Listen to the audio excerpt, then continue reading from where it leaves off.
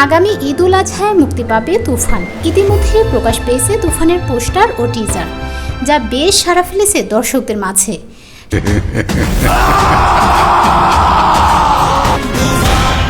সবকিছু ঠিকঠাকই ছিল, তবে চুক্তির সময় প্রযোজক রায়হান রাফি নায়িকা হিসেবে বুবলিকে অফার করে। গল্পটি দেখে বুবলি মুগ্ধ হয় এবং শাকিবের জুটি হিসেবে নাম লিখাতে চান চুক্তিপত্রে। কিন্তু অন্যদিকে শাকিব খান যখন এই গল্পটি দেখে তখন প্রশংসা করেন এবং চুক্তিবদ্ধ হন। তবে জুটি হিসেবে যখন নায়িকা শবনম বুবলির নাম আসে, ঠিক তখনই আকাশ ভেঙে মাথায় পড়ে। সরাসরি শাকিব এই চুক্তি বাতিল করেন এবং এই জুটি হিসেবে সিনেমায় কাজ করবে না এটা বলে দেন। কিন্তু নায়ক শাকিবকে ছাড়া তো আর সিনেমা জমে না, প্রযোজকে তাকেই লাগবে। অবশেষে এই সিনেমার জন্য ওপার বাংলার একসময়ের জনপ্রিয় অভিনেত্রী মিমি চক্রবর্তীকে নিয়ে চুক্তিবদ্ধ হয়। তুফান সিনেমা থেকে বাদ পড়ে যান বুবলি।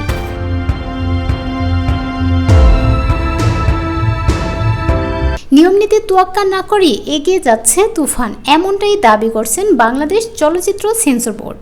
সম্প্রতি প্রকাশ পেয়েছে তুফান ছবির উড়াধুরা শিরোনামের একটি গান। তুমি কোন শহরের মাইয়া গো লাগে উড়াধুরা। সিনেমাটির বিরুদ্ধে অভিযোগ, সেন্সর ছাড়পত্রবিহীন টিজার প্রেক্ষাগৃহে প্রদর্শন করা হয়েছে। বিষয়টি নিয়ে গণমাধ্যমে কথা বলেছেন সেন্সর বোর্ডের ভাইস চেয়ারম্যান খালেদা বেগম।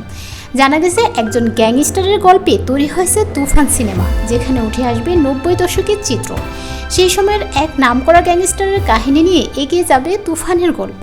যৌথ প্রযোজনা তুফানে যুক্ত আছে বাংলাদেশের নামী প্রযোজনা সংস্থা চরকি ও আল5, ভারত থেকে যুক্ত SVF।